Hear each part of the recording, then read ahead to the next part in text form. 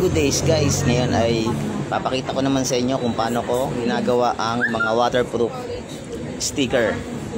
Yan, waterproof sticker po yan. Dahil repeat order na lang siya, may dati na akong layout, ipiprint ko lang siya ulit. Ginamit kong printer dyan is Epson at ang ink niya is pigment. Pagkatapos kong i-print yan, lalagyan ko yan ng phototop. Yan yung magiging protector niya laban sa init, ulan, para hindi siya mag-fade kaagad. Ang ginamit ko namang sticker dyan is iTech brand, vinyl iTech. Ganun din yung pang phototop. Nalagyan ko lang ng phototop yan isa-isa. Pag may phototop kasi makakasigurado ka talaga na hindi magagasgas o mababasa yung printout ng sticker.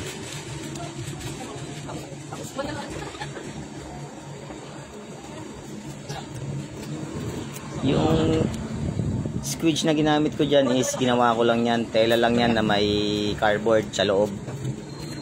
Yan yung ginamit kong pang plus, panghimas dyan sa sticker para mabawasan yung mga bubbles. Pagkatapos nating malagyan ng phototop yan, gugupitin lang natin yan ng manually. Kasi masyadong makapal yung phototop natin, hindi siya kayang ikat sa cutter platter natin. Kaya ang gagawin natin dyan, kakatin lang natin yan ng manual. Gunting lang gagamitin natin dyan. Shoutout po nga pala kay Boss Alan at kay Ma'am Kajoiners Vlog sa nagpagawa po nito. Maraming salamat po sa tiwala.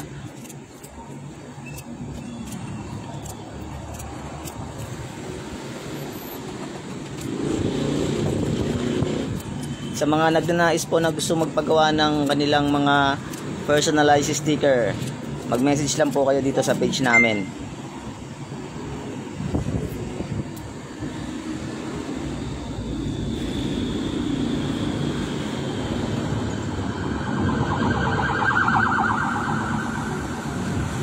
Tsatsagain lang natin yung gupitin ng isa-isa kasi hindi naman siya mahirap gupitin. Pabilog lang naman siya.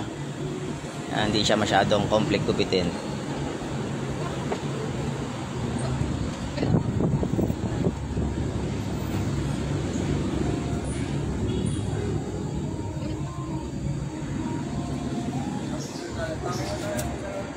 So yun lang po, ganyan lang po ako gumawa ng waterproof sticker. Yan, ipa-plastic ko na lang po yan at mapapick up kay client. Okay, thanks for watching. Please hit like and share button. Thank you very much. Naman tayo sa magkasa sa ano,